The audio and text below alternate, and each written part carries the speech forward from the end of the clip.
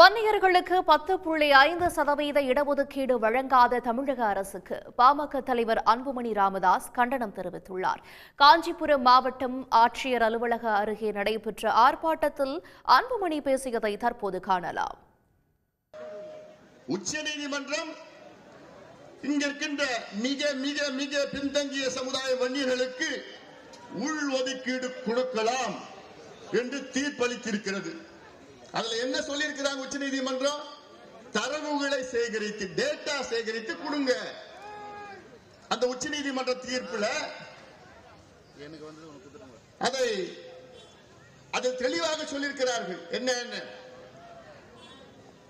தணிக்காச்சலம் ஆணையம், அதாவது இதுக்கு முன்பு இருந்த தணிக்காச்சலம் நீதியரசு தணிக்காச்சலம் ஆணையம் ஒரு பரிந்துரை கொடுத்திருக்கிறது. தணிக்காச்சலம் ஆணையம் மிகவும் பிற்படுத்தப்பட்ட ஆணையம், பேக்வர்ட் கிளாஸ் கமிஷன், பிற்படுத்தப்பட்ட ஆணையம்.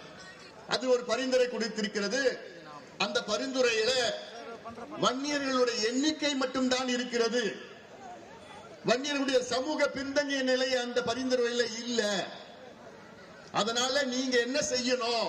தமிழக அரசு வன்னியருடைய மக்கள் தொகை இருக்கிறது, அதை சேர்த்து வன்னியர்களுடைய சமூக பின்தங்கிய நிலை, சோசியல் பேக்வர்ட்னஸ் ரெண்டுத்தையும் சேகரிச்சு நியாயப்படுத்தி நீங்க வன்னியர்களுக்கு எவ்வளவுனா உள்ஒதுக்கீடு கொடுக்கலாம் என்று உச்ச நீதிமன்றம் தெளிவாக தீர்ப்பு வழங்கி இருக்கிறது.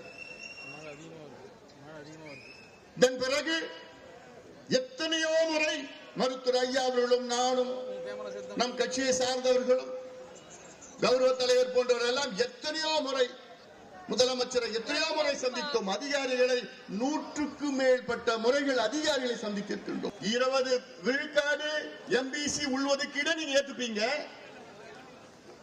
ஆனால் அதற்குள் இருக்கின்ற வன்னியர்களுக்கு 10% உங்களுக்கு டேட்டா கிடையாது. எல்லாமே ஒரே பரிந்துரை தான். அருந்ததியர்களுக்கு 3 விழுக்காடு உள்ஒதுக்கீடு, அதே பரிந்துரை தான்.